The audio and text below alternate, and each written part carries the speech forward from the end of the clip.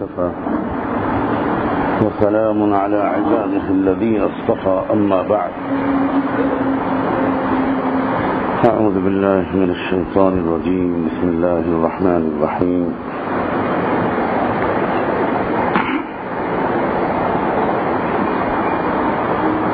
ومن يطع الله ورسوله فقد فاز فوزا عظيما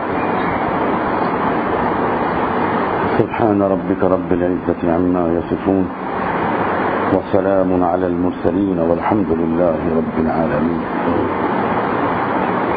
اللهم صل على سيدنا محمد وعلى آل سيدنا محمد وبارك وسلم اللهم صل على سيدنا محمد وعلى آل سيدنا محمد وبارك وسلم اللهم صل على سيدنا محمد وعلى آل سيدنا محمد وبارك وسلم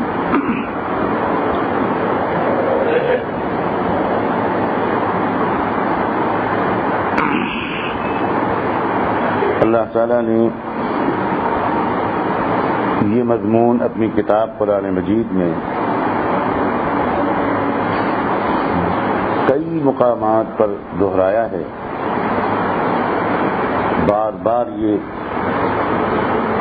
سمجھایا ہے کہ جو اللہ اور اس کے رسول کے کہنا مان کر چلے گا وہ یقیناً بہت بڑی کامیابیاں حاصل کرے گا۔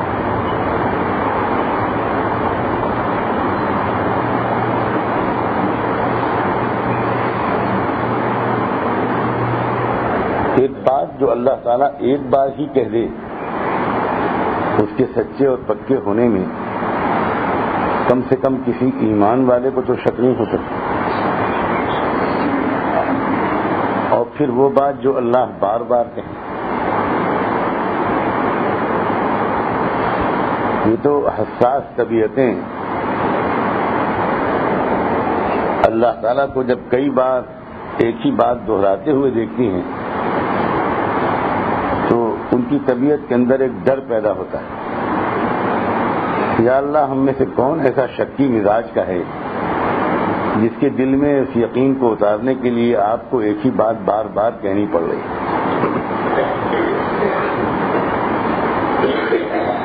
اگر کوئی استاد، کوئی مربی اپنے شاگرد سے بار بار ایک بات کہے، کوئی ماں باپ اپنی اولاد سے ایک بات بار بار کہیں تو فکر کی بات ہے یا نہیں کہ آخر اس شاگرد میں اور اس اولاد میں ایسی کیا کمی ہے کہ ایک بار کی کہی ہوئی بات اس کی دل میں بیٹھ ہی نہیں رہی۔ لیکن اللہ تعالیٰ بھی بندوں کی تربیت میں اپنی طرف سے کوئی کسر نہیں چھوڑنا چاہیے، اپنی طرف سے۔ اب تم نہیں فائدہ اٹھاؤ تو تم جانو، اللہ نے تو اپنی محبت کا حق ادا کر دیا، یہ تو کوئی بندہ شکایت نہیں کر سکتا کہ اللہ آپ نے ٹھیک سے سمجھایا نہیں، کوئی کہہ سکتا؟ کوئی الزام دنیا میں بڑے سے بڑا کافر، بڑے سے بڑا سرکش، اگر وہ ایک مرتبہ قرآن کو ٹھیک سے پڑھ لے، مانے یا نہ مانے، اور رسول اللہ صلی اللہ علیہ وسلم کی زندگی کو ایک مرتبہ ٹھیک سے دیکھ لے،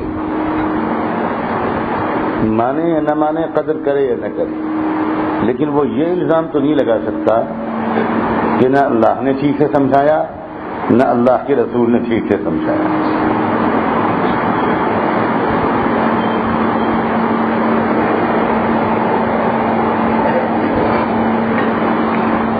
ہم لوگ عام طور پر ایک بات دل میں سوچا بھی کرتے ہیں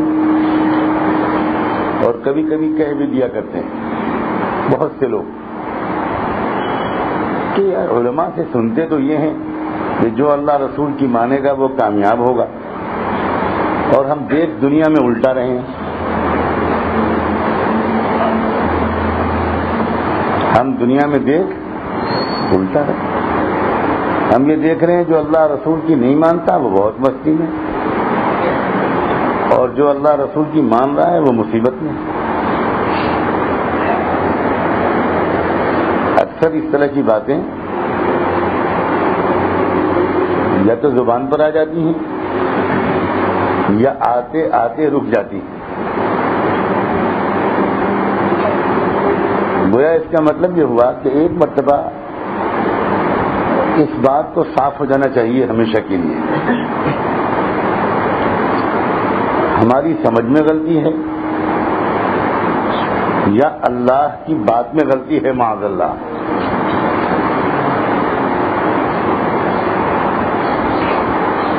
اور جیسے میں نے کل بھی اشارہ کیا تھا جمعے کے بیان میں کہ زمانہ ایسا عجیب آ گیا ہے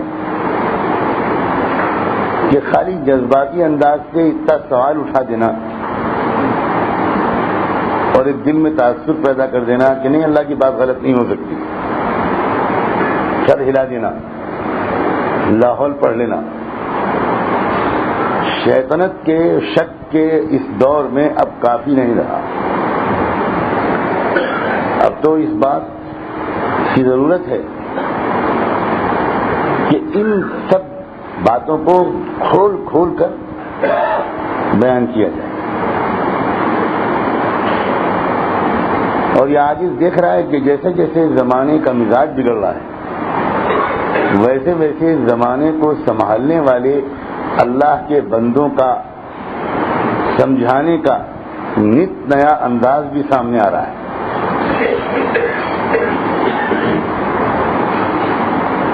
اتنی نیچے اتر کر اتنا سمجھانے والے علماء اس دور میں اکابرین پیدا ہو رہے ہیں کیونکہ اللہ کو معلوم ہے کہ بیماری کس حد تک بڑھ چکی ہے اور بگاڑ کس حد تک بڑھ چکا ہے. جب اللہ تعالیٰ یہ فرماتے ہیں کہ اللہ اور اللہ کے رسول کی جو بھی بات مانے گا وہ یقیناً کامیاب ہوگا، تو ایک بات تو فوراً دل میں لے آیا کیجیے کہ جو اللہ اور اللہ کے رسول کی پوری بات مانے گا یہ اس کے بارے میں فرمایا جاتا ہے. آدھی چوتھائی بات ماننے والے کے بارے میں اللہ کا یہ فیصلہ نہیں ہے. میرے خیال میں اتنی میں بات صاف ہو گئی ہوگی. جو بھائی آج جو زمانہ ہے جو مجمع نظر آتا ہے اللہ رسول کی بات ماننے والا الحمدللہ نہ ماننے والوں سے غنیمت ہے. لیکن یہ اگر خود اپنے بارے میں غور کرے، ہم تو نہیں کہیں گے، ہم بھی تو اسی مجمع میں تھے،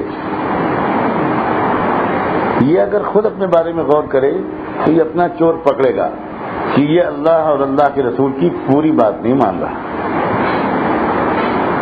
تھوڑی سی مان رہا ہے. ایک ڈاکٹر حکیم کے نسخے کے تھوڑے سے حصے پر کو استعمال کر لینے سے فائدہ ہوگا؟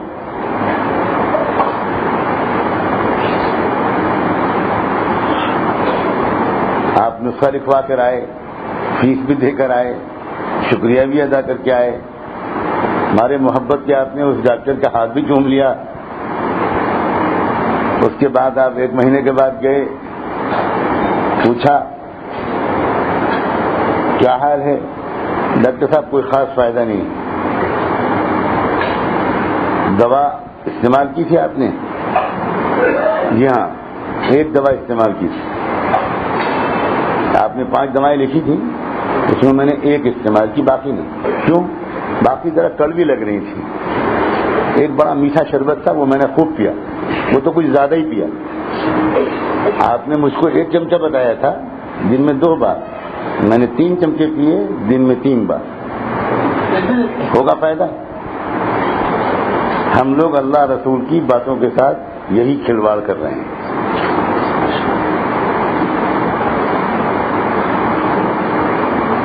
میٹھی چیز جو لگتی ہے اس کو 1 چمچے کے بجائے 3 چمچے. خوب یاد ہے کہ ماشاء اللہ اللہ کے رسول کو میٹھا کھانا پسند تھا، یہ سنت ہے. ماشاءاللہ کوئی کھانا میٹھے کے بغیر چھوٹ نہ جائے. 1 چمچ 2 چمچ 3 چمچ. ایک حدیث یاد ہے نکاح میں سنتی، بس اور کوئی سنت یاد نہیں. یہ نکاح سنت ہے. ہر نوجوان کہتا ہے کہ ہمارے والد صاحب کو سنت کے اتباع کی تلقین کیجیے حضرت.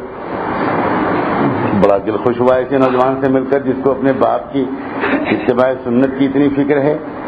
ذرا اور تفصیل سے پوچھی تو اصل میں وہ جو سنت ادا کروانا چاہ رہا تھا وہ یہ تھا کہ میرے والد میری شادی میں دیر کر رہے ہیں، نکاح تو سنت ہے. آپ ہی بزرگوں سے سنا ہے. میرے والد سے کہیے کہ سنت پر عمل کیا کریں. ایک ہی سنت یاد ہے اس نوجوان کو. اللہ اور اللہ کے رسول نے جو کچھ کہا ہے اس کی 2 قسمیں ہیں. ایک وہ کہا ہے جس کا تعلق جسم کے ظاہری اعضاء سے ہے، اور ایک اللہ اور اللہ کے رسول کی احکام میں وہ حصہ ہے جس کا تعلق دل سے. جو لوگ اللہ اور اللہ کے رسول کی اس وقت ماننے کی بھی کوشش کر رہے ہیں، اللہ ان کو بہت مبارک فرمائے، پیروں کو جمائے رکھے، کیفیت میں اور تعداد میں اضافہ فرمائے. ان کو اب اس طرف توجہ خاص طور پر کرنی چاہیے اور دیکھنا چاہیے اپنے آپ کو خود کہ اللہ تعالیٰ نے دل کے لیے جو احکام دیے ہیں اس کی طرف ان کی کتنی توجہ ہے. بدن کے ظاہری اعمال کی نگرانی تو دوسری بھی کر لیتے ہیں، دوسرے لوگ بھی کر لیتے ہیں. آپ روزہ چھوڑیں گے تو پکڑے جائیں گے، بیوی بھی پکڑ لے گی کہ حضرت کا روزہ آج نہیں. بچے بھی دیکھ لیں گے، ماں باپ بھی سمجھ جائیں گے، دوست احباب بھی سمجھ جائیں گے. تو یہ تو لوگوں کے ڈر کے مارے روزہ رکھنا ہی پڑے گا. لیکن دل کے جو احکام ہیں ان کو یا اللہ دیکھتا ہے کہ بندہ عمل کر رہا ہے کہ نہیں، یا بندہ خود دیکھتا ہے. وہ دوسرے نہیں پکڑ سکتے. ان احکام پر عمل کرنا تبھی ممکن ہے کہ بندے کی سمجھ میں یہ بات آئے کہ اللہ نے جو کچھ کہا ہے وہ سب پر عمل کرنا ہے. دل والے احکام اللہ تعالیٰ کے بہت ہیں. اللہ تعالیٰ کہتا ہے مثلا مثال کے طور پر مجھے یاد رکھا کرو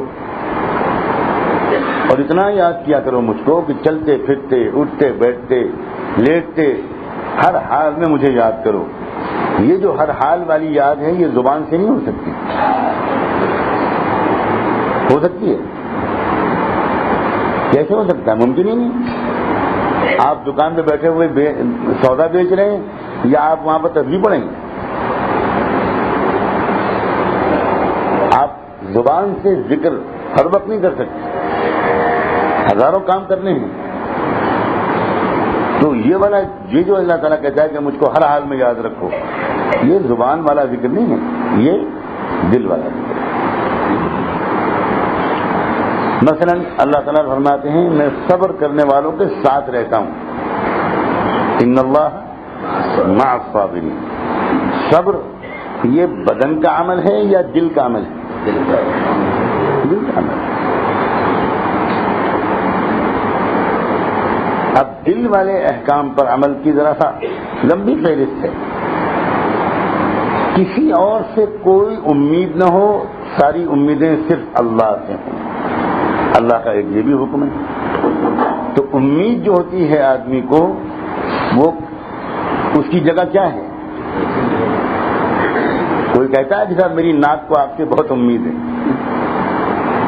کوئی کہتا ہے دل بہت پر امید ہے، دل کو آپ سے بڑی امید تھی. تو اب یہ ایک بات کہ اللہ ہی سے امید ہو. کوئی اور اگر اچھا معاملہ کر رہا ہے تو یہ اس کا احسان ہے، لیکن میرا دل کسی سے کسی بھی حسن سلوک کی امید ہی نہ رکھے. جب امید ہی نہ رکھے گا تو شکایت بھی نہیں پیدا ہو، جھگڑے ہی نہیں پیدا ہو. جھگڑے کیوں پیدا ہوتے ہیں؟ امید کی وجہ سے. اور جب کسی نے یہ ہنر سیکھ لیا کہ میرے دل کو میرے اللہ کے سوا کسی سے کوئی امید ہی نہیں، بالکل سب کا بہت شکریہ، سب کا احسان، سب کی زیادہ نوازی، سب کی بندہ نوازی، سب کی کرم، سب کچھ ٹھیک، لیکن میرے دل کو امید نہیں لگی رہتی۔ سنا صاحب مجھ سے ٹھیک سے ملتے نہیں، اس لیے اب ہم روٹھے جا رہے ہیں۔ یہ کیوں روٹھے جا رہے ہیں؟ اس لیے کہ دل میں ہر وقت یہ خیال ہے سنا صاحب کو بھی مجھ سے ٹھیک سے بات کرنی چاہیے، سنا کو بھی مجھ سے ٹھیک سے بات کرنی چاہیے، ان کو بھی میری عزت کرنی چاہیے، ان کو بھی مجھے مشورے میں بٹھانا چاہیے، ان کو دراصل مجھے بہت مقام دینا چاہیے۔ یہ سارے جھگڑے اس لیے ہوتے ہیں کہ آدمی کا دل لاکھوں لوگوں کی محبت میں اٹکا ہوا ہوتا ہے، اور اگر سب کی طرف سے فارغ ہو گیا دل تو بقول خواجہ مجذوب ہر تمنا دل سے رخصت ہو گئی، اب تو آجا اب تو خلوت ہو گئی۔ حضرت تھانوی رحمۃ اللہ علیہ نے جس شعر کی داد دی ہو اور جس کے پر حضرت تقیم الامت حضرت تھانوی جھوم اٹھے اور یہاں تک کہہ دیا کہ خواجہ مجذوب صاحب کوئی پورا آپ کا کوئی شعر نہ ہوتا، صرف یہی شعر ہوتا تو ولایت کے مقام کے لیے کافی تھا، کچھ نہیں ضرورت ہے کسی کی۔ یہ معمولی شعر ہے، یہ یوں ہی کسی کی زبان سے نکل جائے گا کہ حضرت خواجہ حاجی مجذوب جب حضرت تھانوی کے یہاں گئے، بہت بڑے کلیکٹر تھے، بہت بڑے افسر تھے، ہیٹ لگاتے تھے، سوٹ اور ٹائی کے بغیر وہ شاید ٹوائلٹ میں بھی نہیں جاتے تھے، اس مزاج کے آدمی تھے وہ۔ اور جب حضرت تھانوی کے یہاں پہنچے اور عشق اللہ کا عشق سیکھا، ایسی کایا پلٹ ہوئی کہ دل ہر طرف سے بالکل خالی ہو گیا، بس اللہ۔ اور اسی کیفیت میں انہوں نے ایک بہت زبردست نظم کہی، اس نظم کا ایک شعر تھا کہ ہر تمنا دل سے رخصت ہو گئی، اب تو آجا اب تو خلوت ہو گئی۔ یہ دل کی کیفیت کا نام۔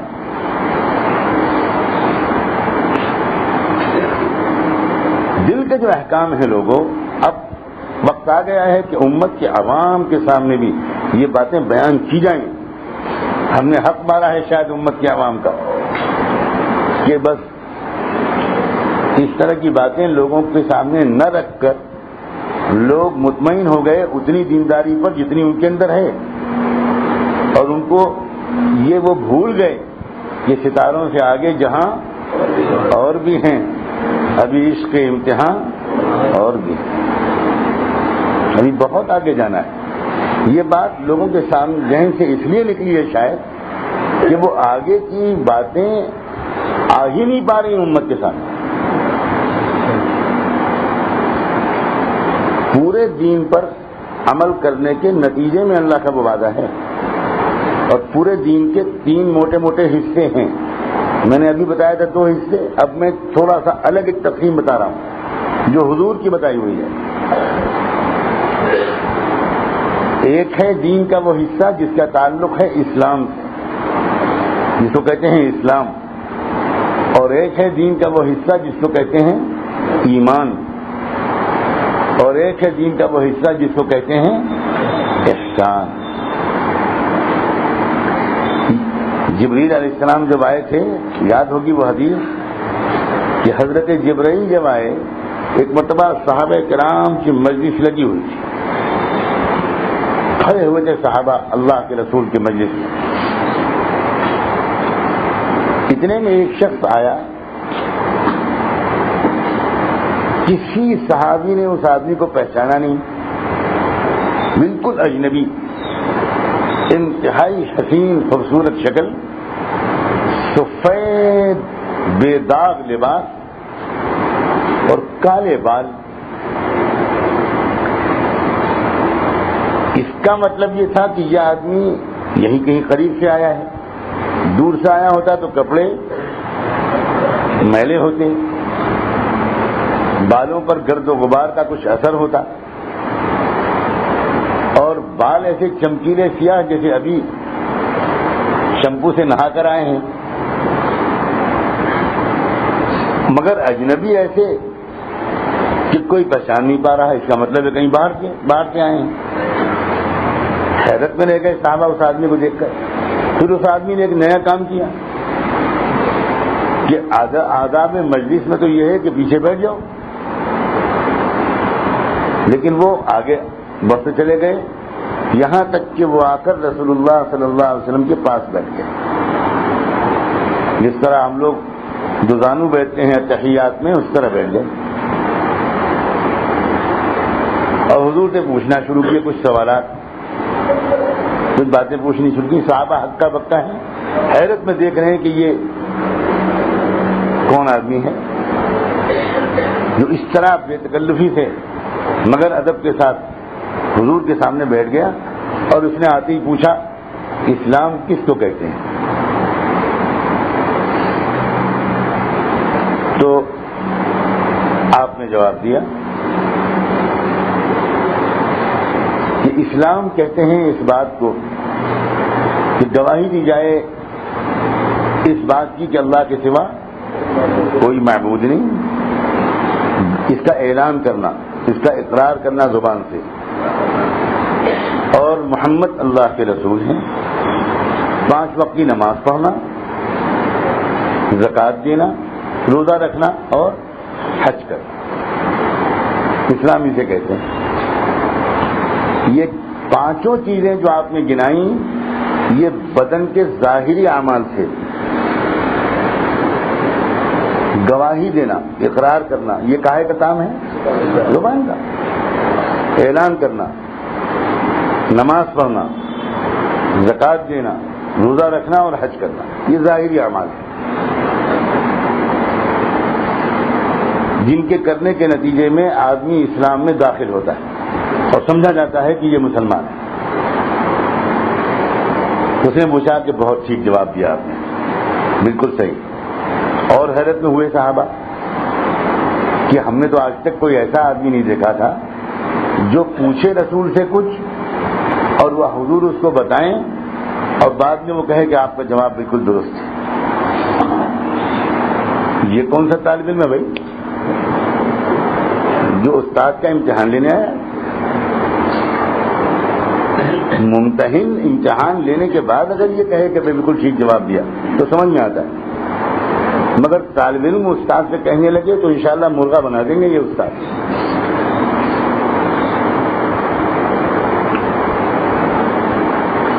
مگر صحابہ پھر خاموش رہے. پھر انہوں نے پوچھا اس شخص نے ایمان کسے کہتے ہیں؟ پھر آپ نے جواب دیا ان تؤمن باللہ وملائکتہ وکتبہ ورسلہ والیوم الآخر والقدر خیرہ وشرہ والبعث بعد الموت. ایمان کہتے ہیں اس بات کا کہ دل میں یقین ہو اللہ پر، فرشتوں پر، اللہ کی کتابوں پر، اللہ کے رسولوں پر، آخرت پر، تقدیر پر اور مرنے کے بعد اٹھنے پر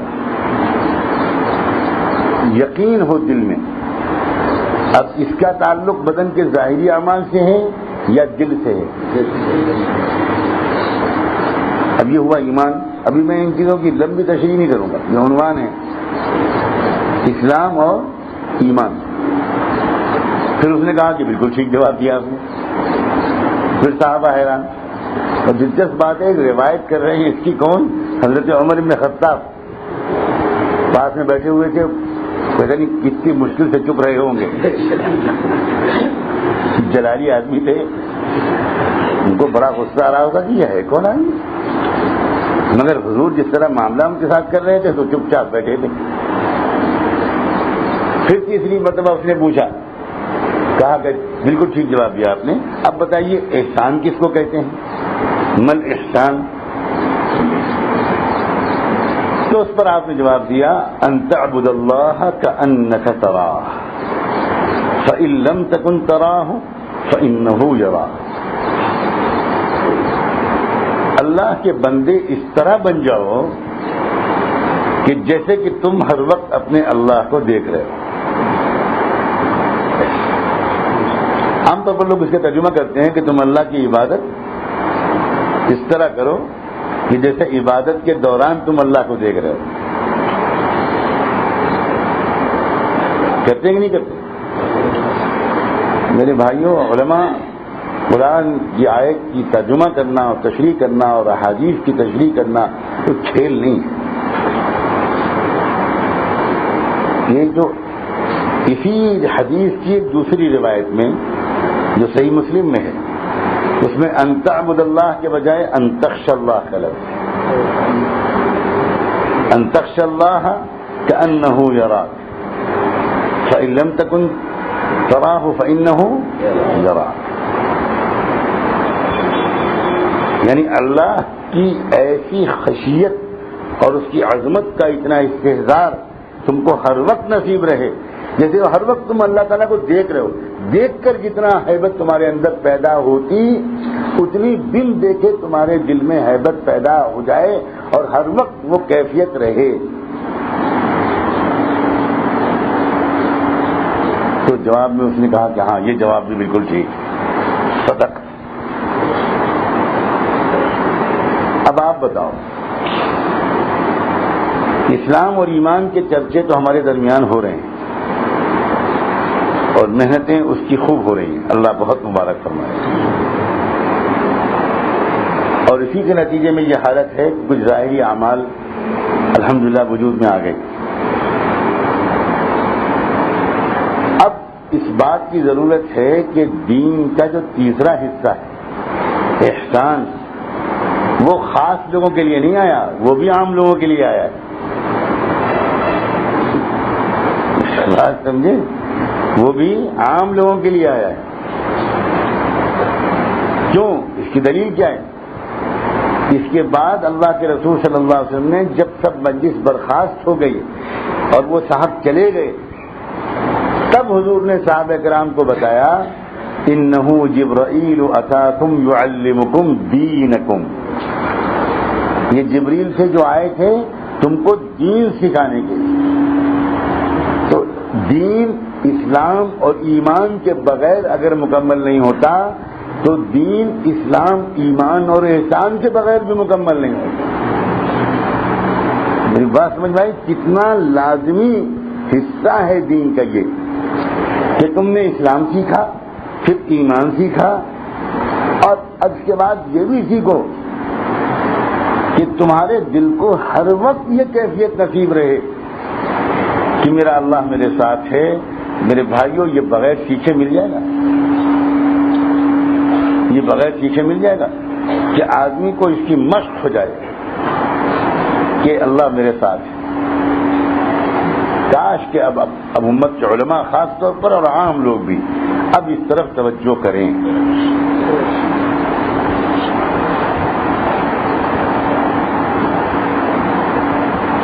ہمارے سلسلے عالیہ نقشبندیہ میں ایک مراقبہ معیت کرایا جاتا ہے.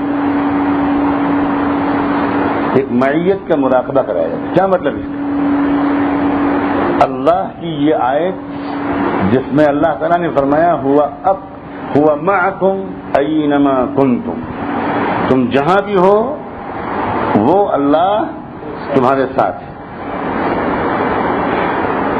تو اس پر محنت کرائی جاتی ہے کہ بندہ گھنٹوں بیٹھ کر اس بات کا صرف ایک ہی بات سوچتا رہے بیٹھا ہوا، ایک ہی بات، اللہ میرے ساتھ ہے، میرے ساتھ ہے. وہ کہیں اوپر دور نہیں ہے، میرے ساتھ ہے، میرے ساتھ یہی ہے، اللہ یہی ہے. کب تپی آ جاتی ہے، جھرجھری آ جاتی ہے، لرزے آ جاتے ہیں، چیخیں نکل جاتی ہیں لوگ. گھنٹوں گھنٹوں کیا عجیب حال ہو جاتا ہے جب آدمی یہ سبق شروع کرتا ہے اور جب اللہ تبارک و تعالیٰ اپنی معیت کا استحضار نصیب کرتا ہے تو عجیب کیفیات ہوتی ہیں. اور اس کے بعد الحمدللہ دھیرے دھیرے دل کا یہ حال بن جاتا ہے کہ اس کو اکثر اوقات، کم سے کم اکثر اوقات یہ بالکل یاد رہتا ہے کہ اللہ میرے ساتھ ہے. اور جب اللہ بندے کو یہ ہر وقت یاد رہنے لگتا ہے کہ اللہ میرے ساتھ ہے، آپ بتاؤ اس سے گناہ ہوں گے؟ تو گناہوں کے چھوڑنے میں اس بات کا یاد رکھنا کہ اللہ میرے ساتھ ہے کتنا مددگار ہوتا ہے. عقیدہ ہونا الگ بات ہے اور ہر وقت اس کا استحضار رہنا الگ بات ہے. عقیدہ ہونا اس کا نام ہے ایمان، اس کے تقاضوں پر ظاہری عمل کرنا، اس کا نام ہے اسلام، اور ہر وقت ان حقیقتوں کے استحضار کا نام ہے احسان۔ ہمتیں بڑھائیں۔ آپ سب سے ساری کی گزارش ہے کہ اپنی ہمتوں کو بڑھائیں۔ ہر شخص آپ میں سے، تاجر ہو، نوجوان ہو، انجینئر ہو، ڈاکٹر ہو، پڑھا لکھا ہو، بے پڑھا لکھا ہو، سب کے سب اللہ کے ولی بن سکتے ہیں انشاءاللہ۔ امت میں یہ جو ایک احساس ہو گیا ہے کہ بس ہماری تو انتہا یہ ہے، بس ہم نے نماز پڑھ لی کسی طرح، ہمارے باندھے قرآن پڑھ لیا، رمضان کے روزے رکھ لیے، بس ہمارے لیے کافی، ہم اس کے آگے کہاں جا سکتے ہیں؟ یہ تو ہوگا کسی خاص آدمی کا نصیب۔ اس پر بہت اب جلدی سے اس خیال کو چھوڑ دینے کی ضرورت ہے۔ بڑا حسرتوں کے ساتھ ہم نے اپنے بزرگوں کو یہ شعر پڑھتے ہوئے دیکھا کہ تو ہی ناداں چند کلیوں پہ قناعت کر گیا، تو ہی ناداں چند کلیوں پہ قناعت کر گیا، ورنہ گلشن میں علاج تنگیے داماں بھی۔ کیوں آخر ہم لوگ راضی ہیں؟ کیوں راضی ہیں اس پر؟ دنیا کے سلسلے میں تو کوئی راضی نہیں ہے، اور بڑھیا ملے، اور بڑھیا ملے، اور بڑھیا ملے۔ بیوی بیچاری مسالے بڑھاتی چلی جا رہی ہے، اور ہماری زبان کے چٹخارے ہیں کہ ہر کھانے کو پھیکا ہی کرا دیتے رہتے ہیں۔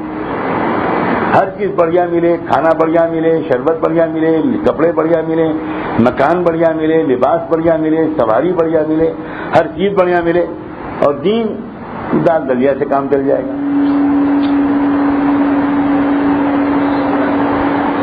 نہیں بھائی، بات صحابہ میں الٹی تھی، کھانے پینے، رہنے سہنے پہننے میں دال دلیا سے کام چل جائے گا، اور دین اللہ کے رسول اپنے جیسا دے دیجیے ہم کو۔ یہ تمنا ہوتی تھی صحابہ کیا، کہیں پر ٹھہرتے ہی نہیں تھے، کہیں پر مطمئن ہی نہیں ہوتے تھے کہ نہیں بس ہو گیا، نہ ڈھونڈ ڈھونڈ کے لاتے تھے نئے نئے سوال، ڈھونڈ ڈھونڈ کے لاتے تھے نئے نئے ترقی کے راستے پوچھتے تھے۔ یسألونک ماذا ينفقون، کیا ہے یہ؟ پوچھ رہے ہیں آپ سے کہ اللہ کے رسول ہم کیا خرچ کریں؟ سبحان اللہ، یہ کون لوگ پوچھ رہے ہیں؟ یہ خرچ نہ کرنے والے پوچھتے تھے۔ صحابہ اپنی جان مال کو پہلے دن سے خرچ کرتے تھے کہ نہیں کرتے تھے؟ لٹاتے تھے کہ نہیں لٹاتے؟ یہ آیت مکی دور کی نہیں ہے، یہ مدنی دور کی آیت ہے۔ پوری زندگی خرچ کرنے میں گزر گئی، کوئی 100% مال لگا رہا ہے، کوئی 50% لگا رہا ہے، کوئی 7% لگا رہا ہے، کوئی 3/4 حصہ لگا رہا ہے، اور سب خرچ کر رہے ہیں۔ کوئی ایک صحابی بھی نہیں ہے جو غریبوں پر، یتیموں پر، بیواؤں پر، دین کے راستے کے تقاضوں پر، اللہ کے رسول کے مہمانوں کی ضیافت پر، اور ہر تقاضے پر خرچ نہ کر رہا ہو۔ اس کے باوجود آگے پوچھنا کہ رسول اور کیا خرچ کریں؟ یہ کیا چیز ہے؟ یہ اندر تو شوق ہے کہ نہیں ہے؟ اور بڑھیا دین چاہیے، اور آگے بڑھنا چاہتے ہیں، اور آگے بڑھنا چاہتے ہیں، اور آگے بڑھنا چاہتے ہیں۔ اب تو ہمارا عجیب حال ہو گیا ہے، کسی اللہ والے سے کبھی ملاقات ہو بھی جاتی ہے، 2 گھنٹے اس کا بیان سنتے ہیں، بیان خالی اس کا ہوتا ہے آخرت پر اور اللہ کی محبت پر، اور آخر میں آ کے اس سے ملتے ہیں، اور وہ اللہ بندہ سمجھتا ہے کہ بیچارے کے دل پر شاید آخرت میں کامیابی کا شوق آ گیا، اور یہ آیا ہے پوچھنے کے لیے ذکر، تو آگے کہتے ہیں کہ حضرت وہ کاروبار نہیں چل رہا ہے، حضرت دعا کرنا ہے۔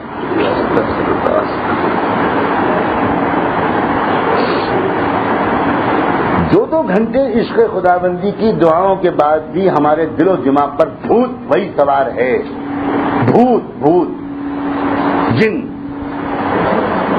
کوئی نہیں کہتا کہ اپنے دنیاوی مسائل کے لیے اللہ والوں سے دعا کرانا حرام ہے، یہ کون کہتا ہے؟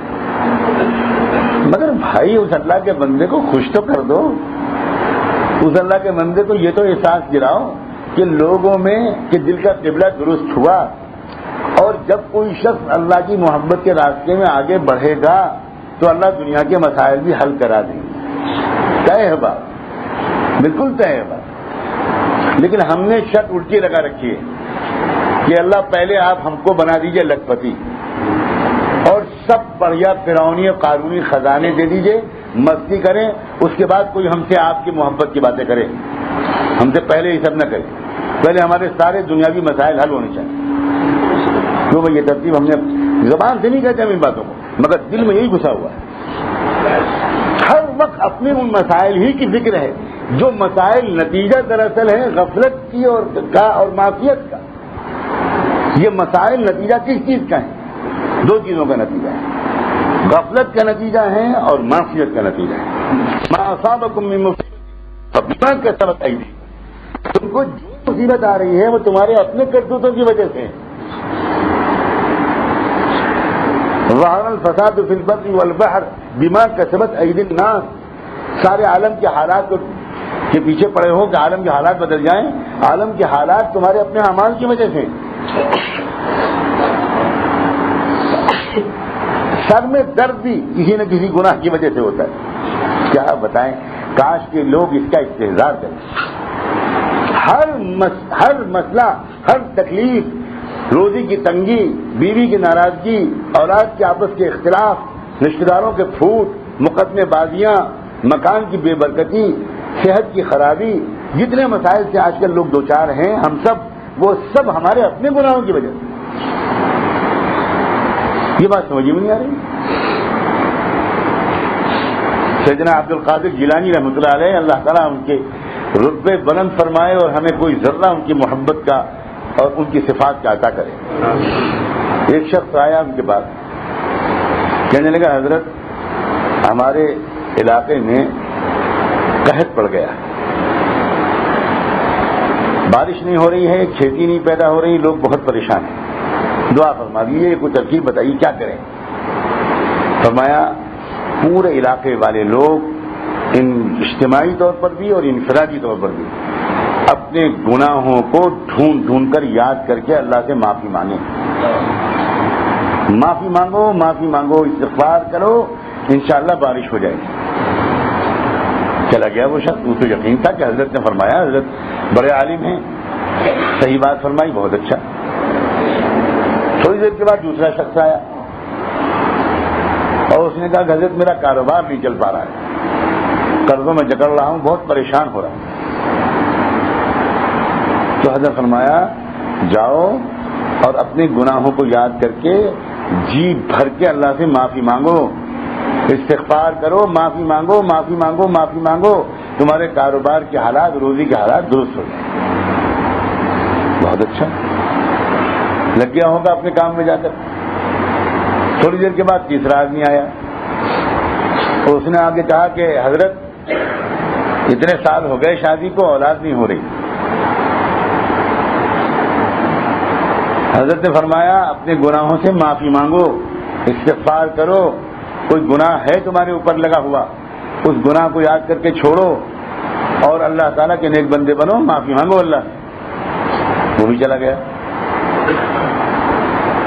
تھوڑی دیر کے بعد کچھ اور لوگ آئے اور انہوں نے کہا کہ اللہ کے حضرت ہمارے یہاں بارش تو ہوتی ہے مگر پانی رکتا نہیں. نتیجے میں یہ ہوتا ہے کہ کوئی تالاب، کوئی چشمہ نہیں ہوتا، پانی ہم لوگ سینچائی نہیں کر پاتے، عجیب کیفیت ہے، پانی بہہ جاتا ہے، رکتا نہیں ہے، بہت کوشش کرتے ہیں مگر پتہ نہیں کیا بات ہے، یا زمین کے اندر چلا جاتا ہے، کوئی نہر، کوئی دریا، کوئی چشمہ نہیں. کیا کریں؟ فرمایا جاؤ استغفار کرو، گناہوں سے معافی مانگو، ٹٹولو کیا غلطی ہو رہی تم سے اور اس سے معافی مانگو. جو آ رہا ہے اس کو ایک ہی بات، ہر مرض کی دوا صلی علی محمد. پاس میں کچھ لوگ جو ان کے قریبی شاگرد بیٹھے ہوئے تھے، جب سب چلے گئے تو کہا حضرت یہ کیا ہے، سمجھ میں نہیں آئی بات. لوگ، ایک آدمی آتا ہے وہ کہتا ہے کہ علاقے میں بارش نہیں ہوتی، سوکھا پڑا ہے، آپ کہتے ہیں استغفار کرو. ایک آدمی آ کے کہتا ہے کہ کاروبار نہیں چلتا، آپ کہتے ہیں استغفار کرو، گناہوں کی وجہ سے ہو رہا ہے. ایک آدمی آ کے کہتا ہے اولاد نہیں ہوتی، آپ کہتے ہیں اللہ سے معافی مانگو، کچھ ہوئی ہے غلطی تم سے. چوتھا لوگ آ کر کہتے ہیں کہ ہمارے علاقے میں پانی نہیں رکتا، آپ کہتے ہیں معافی مانگو. کہنے لگے مجھے تمہارے تعجب پر تعجب ہے، کیا اللہ تعالیٰ کا یہ ارشاد تم نے نہیں پڑھا؟ فَقُلْتُ اسْتَغْفِرُوا رَبَّكُمْ ثُمَّ تُوبُوا إِلَيْهِ يُرْسِلِ السَّمَاءَ عَلَيْكُمْ مِدْرَارًا وَيُمْدِدْكُمْ بِأَمْوَالٍ وَبَنِينَ وَيَجْعَلْ لَكُمْ جَنَّاتٍ وَيَجْعَلْ لَكُمْ أَنْهَارًا. اللہ تعالیٰ نے قرآن میں نہیں کہا اپنے نبی کی زبان پر کہ لوگوں اپنے رب سے معافی مانگو. اللہ تعالیٰ اس کی معافی مانگنے کے نتیجے میں کیا کرے گا؟ خوب موسلادھار بارش برسائے گا، تم کو خوب مال دے گا، تم کو خوب اولاد دے گا، اور تمہارے علاقے میں باغات اور چشمے بنا دے گا. یہی تو مصیبت ہے اس دور کی. ہم نظام کو سمجھ ہی نہیں پا رہے ہیں، ہم اپنی پریشانیوں کا الزام کسی اور کو دے رہے ہیں. کسی نے کچھ کرا دیا ہے، نظر لگا دی ہے، بندش کر دی ہے، پیچھے پڑے ہوئے ہیں میرے لوگ. بے شک پیچھے پڑتے ہیں لوگوں کے، لیکن پیچھے پڑنے والے ستانے میں کامیاب صرف اس لیے ہوتے ہیں کہ ہم نے خود کوئی گڑبڑ کی ہوتی ہے جس کی وجہ سے اللہ ان پیچھے لگنے والوں کو اشارہ کر دیتا ہے. ورنہ اللہ اگر اشارہ نہ کرے اور اللہ اگر نقصان نہ پہنچنے دے، اگر فیصلہ کر دے کہ اس کو کوئی نقصان نہیں پہنچا سکتا، ہے دنیا کو کوئی طاقت نہیں نقصان پہنچا دے، تو معاملہ گھوم پھر کر کدھر آتا ہے؟ اپنی ہی طرف. ہم الزام ان کو دیتے تھے، قصور اپنا نکلا. یہ ہے اصل مسئلہ. ام سلمہ رضی اللہ تعالیٰ عنہا یہ فرماتی ایک عورت کتنی سمجھدار ہوتی تھی صحابہ کرام کی عورتیں. اللہ.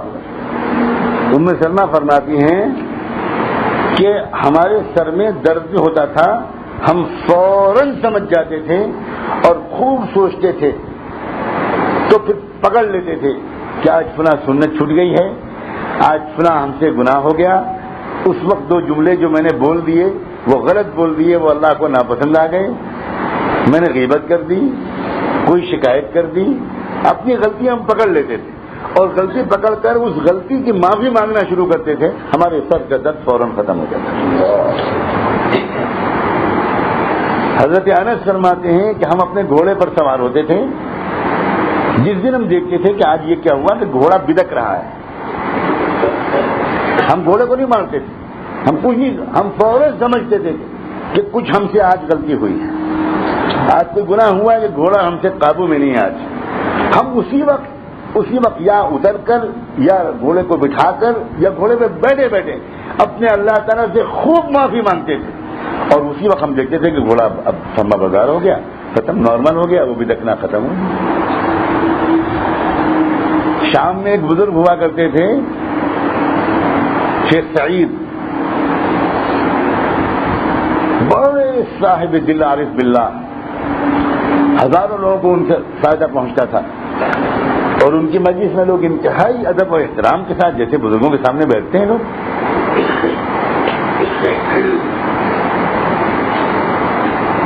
ایک دن ان کے مجلس میں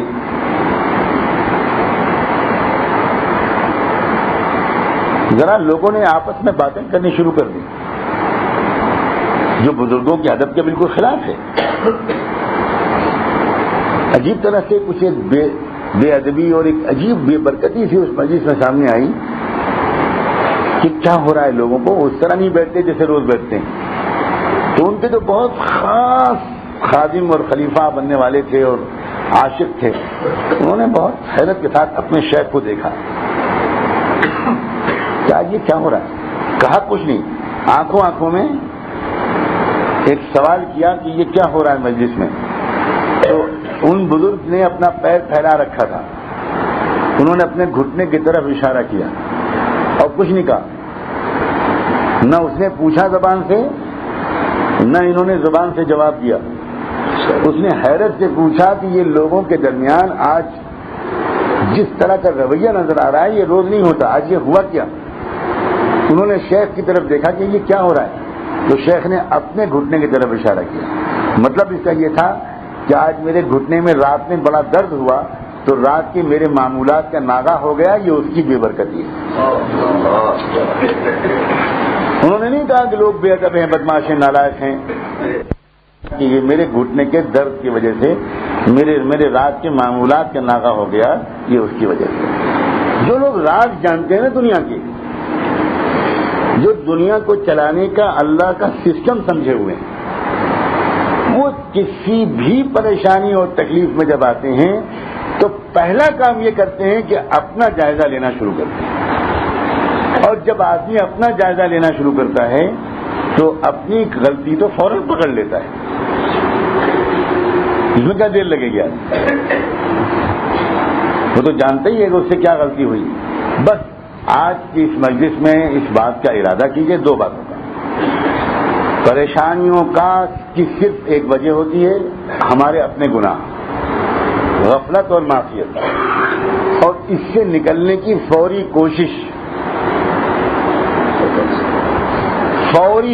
بلا تاخیر اپنے گناہوں کی معافی مانگنا، بار بار مانگنا، اور دوسری بات پورے دین پر عمل کرنا، اللہ کے سب حکموں پر عمل کرنا، جو بدن کے بارے میں ہوں وہ بھی، جو زبان کے بارے میں ہیں وہ بھی، اور جو دل کے لیے ہیں وہ بھی۔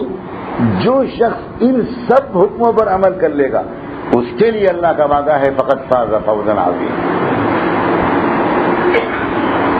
اس آیت کے دوسرے حصے کی تشریح انشاءاللہ کسی اور مجلس میں اگر اللہ تعالیٰ نے یاد دلا دیا، مقدر ہوا تو یہ عاجز کرے گا کہ فقط فاز فوزا عظیما کا مطلب کیا ہے، کامیابی ملے گی یقیناً، تو وہ کون سی کامیابی ہے جو اللہ تعالیٰ جس کا یہاں پر ذکر فرما رہے ہیں۔ اب اس وقت اتنے ہی پر اکتفا، آئیے دعا کریں، اللہ تبارک و تعالیٰ ہم سب کا حامی و ناصر ہو، ہم کو صحیح سمجھ عطا فرمائے۔ اللهم صل على سيدنا محمد وعلى آل سيدنا محمد۔ اے اللہ ہم کو سیدھے راستے پر چلا دیجیے، اپنے ان بندوں کے راستے پر چلا دیجیے جن پر آپ کا انعام ہوا۔ اے اللہ ان کے راستے سے بچا لیجیے، اے اللہ ان کے راستے سے بچا لیجیے، ان کی صفات، ان کے مزاج سے بچا لیجیے جن پر آپ کا غضب ہوا اور جو راستے سے بے راہ ہو گئے۔ اے اللہ پورے دین پر چلنے والا ہم سب کو بنا دیجیے، اسلام ہم کو عطا فرما دیجیے، ایمان ہمارے دلوں میں اتار دیجیے، اور احسان کے رنگ میں ہم کو رنگ دیجیے۔ اے اللہ رنگ دیجیے میرے اللہ، احسان کے رنگ میں ہم کو رنگ دیجیے، پورے دین پر عمل کرنے کی ہم سب کو توفیق عطا فرمائے۔ اے اللہ آج اس بات کا اقرار کرتے ہیں